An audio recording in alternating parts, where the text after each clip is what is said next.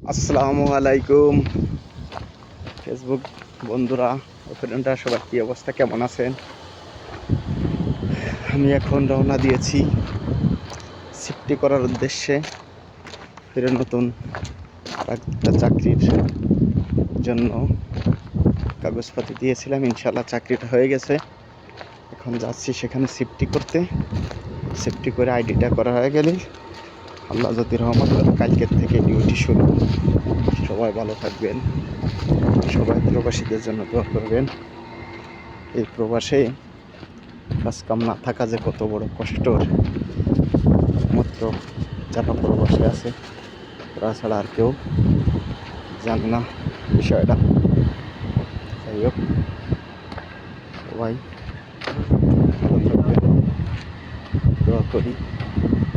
প্রবাসীদের জন্য আপনারা সবাই দোয়া করবেন।